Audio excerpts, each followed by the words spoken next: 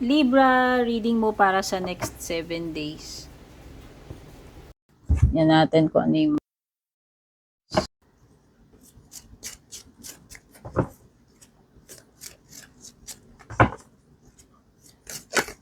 oops.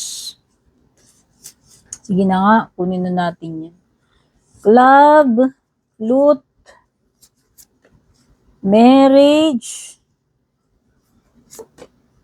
Uy, merong something about February. Baka may pinanganak na February na kadil mo or related sa last February or next February.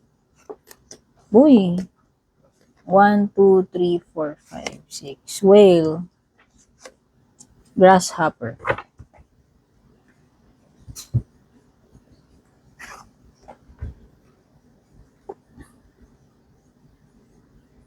Meron dito, Libra, na tao na magpupush sa'yo sa limits mo. Pwedeng ito yung tao na makakapagpasagad ng pasensya mo. Pwedeng ito yung tao na mambubuli sa'yo, mambablockmail sa'yo. Peperesahin ka niya na gawin. Bubuyuin ka niya na gawin yung bagay kahit na ayaw mo. Okay? Kung hindi tao to situation, ito yung mga situation na mapipilitan ka kahit ayaw mo.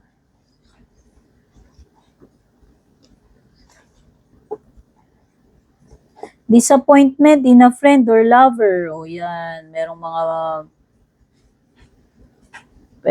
gagawin sa'yo itong friend mo or person mo na maaaring ikakasama ng loob mo, ikaka-disappoint mo. Okay? Kung ano man yan.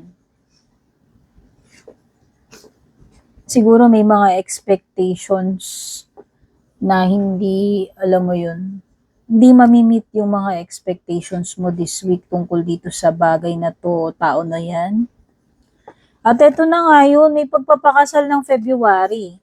O yung iba sa inyo, baka next February may ikakasal kung paparating. Or kung kakakasal mo pa lang ng Feb,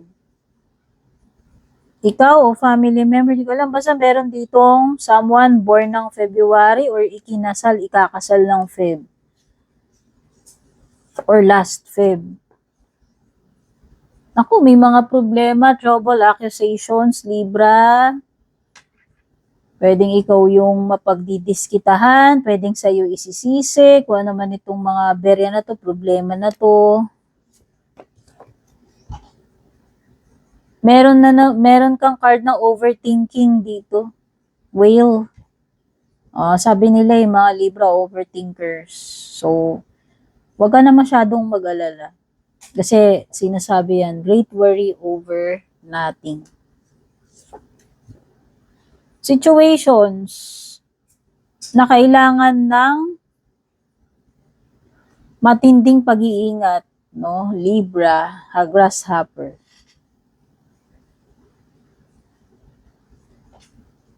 Ito yung mga bagay na kailangan mong i-prioritize, bigyan ng focus, personal touch, maging pwedeng mga sensitive matters, no? Na hindi mo pwedeng basta na lang ipagkatiwala sa iba.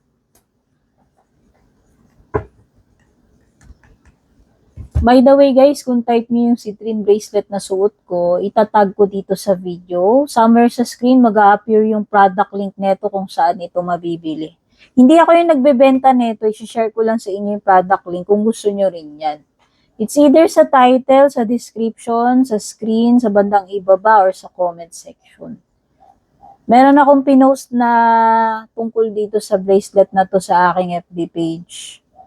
Kung ano yung mga ginagawa nitong citrine bracelet. Para lang sa mga may type.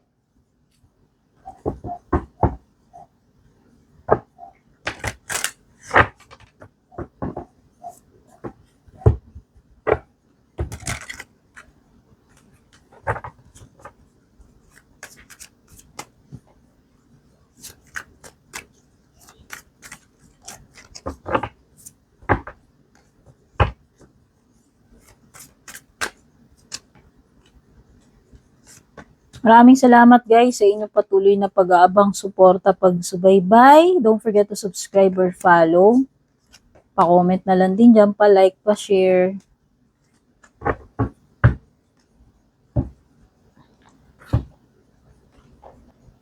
Libra, ang ganda. Meron na naman mga bagong opportunities na darating sa'yo. Oh. Sideline, sa pera, sa trabaho, or pwede rin sa friendship, sa love life. Ayan, no? May mga new beginnings or opportunities na merong potential. Oh, yung iba, meron na naman kayong mga bagong gagawin, meron na naman kayong bagong hobby, or bagong makikilala, bagong pagkakaabalahan, bagong pwedeng pagkakitaan, no? The star card is Aquarius energy, sun card pwedeng si Leo. O, di ba ang ganda ng mga paparating sa iyo, maaliwalas itong next 7 days. Magiging masaya, magiging healthy, magiging kumpleto.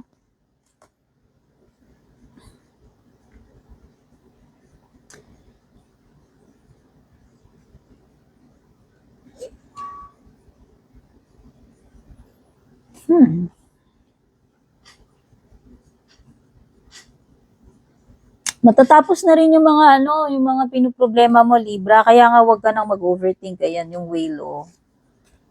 Kasi mag-aaksaya ka lang ng energy mo, emotions mo sa kakaisip dito. Pero yung pinag-aalala mo naman, hindi naman talaga ganun kasama. No? Pwedeng na-overthink mo lang, sobra lang yung pag-aalala mo, pag-iisip mo, pwedeng na-imagine mo lang yon tuloy, lalo kang nagkakaroon ng stress, anxiety na hindi naman dapat. But eventually, nakikita ko nga talaga na may mga bagay dito kung ano man yung problema mo. Matatapos na kasi yung torture sa pag-iisip. Matatapos na yung mga stress na yan, problema mo na yan. Iba siguro sa inyo, gusto nyo mag-aral ng pagluluto, culinary arts, or gusto niyo mag-start ng business na related sa baking, pagkain, pagluluto, or content creation. Kasi pwede mo kasing, sorry, nawalan ako bonus.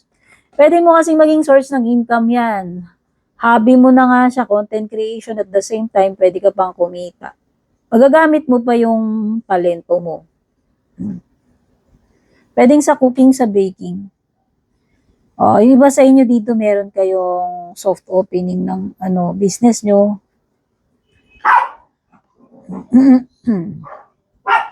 Related sa sa food. Sorry naman, nawawalan ako ng boses.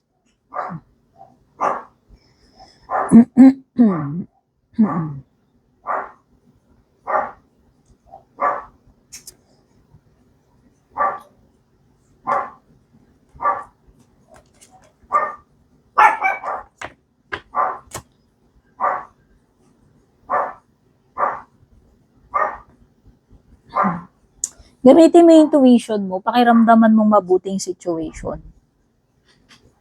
May mga bagay dito na hindi sapat yung nakikita mo lang sa labas. Ibig sabihin, dig deeper. Okay? Pwedeng malalim yung root cause, malalim yung dahilan, or merong something na nakatago, hindi sinasabi sa'yo. Okay? Maybe ito yung sign na nagsasabi na tama ka sa intuition mo. So yan, pagdating sa love life, friendship, mga bagong pagkakaabalahan, pagkakakitaan, maganda kasi meron kang potential, may opportunities. Sa love life mo, may mga bagay na hindi sinasabi sa'yo itong person na to, pwedeng may sikreto siya. Or pwedeng meron siyang side na ayaw niya ipakita sa'yo. Ay, hindi niya 100% na nire-reveal yung sarili niya pa sa'yo. So, asahan mo na may mga matutuklasan ka pa dito sa person na to. Pwedeng yung pwedeng siya yung tao na malihim, tahimik, malalim, yan, malalim.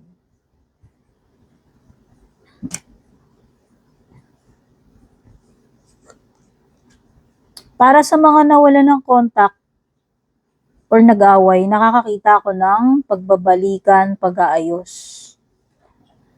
Yes.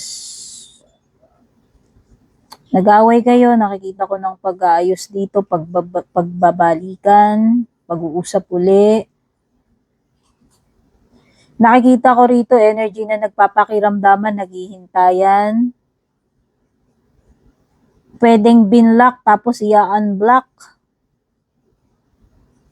Pero parang may trust issues pa rin. Basta malakas yung energy dito nang hinihintay mo siya or naghihintayan kayo. Pero cautious, wala pa ring tiwala, may trust issues. Okay? Kung gusto niyo ng private reading sa akin, dumiretso kayo sa Nag-iisa official FB page ko. Purple Team Meta Verified, may check sa dulo, kayo yung mag-PM. Okay? Huwag kayo mag-entertain ng mga nag-add friends sa inyo, nag-chat-chat kasi mga scammers yung na gumagaya sa page ko, kayo ang mag-PM sa akin, ha?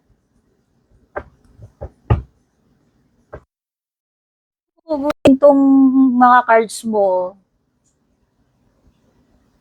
gusto ko na mag-isip ka na muna ng question. Magsisilbi itong kasagutan and at the same time closing messages na rin. Pwede mong i-pause ito, yung isang tanong lang na nasasagot ng yes or no, ha? So, ayan, hugot na ako. Siguro naman tapos na kayo mag-pause. Hugot tayo ng 3. Libra.